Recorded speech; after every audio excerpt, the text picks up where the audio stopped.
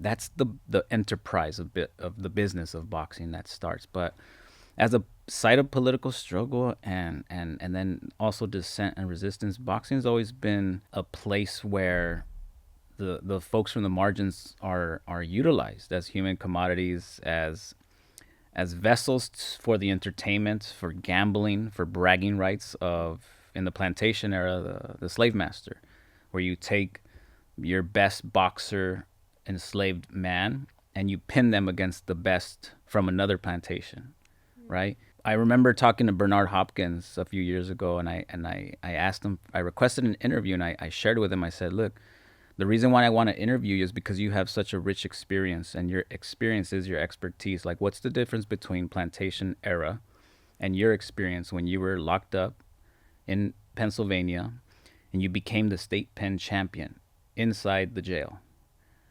He was given a long term sentence in his teenage years. He becomes the champion and he's bussed to other prisons to fight their champions.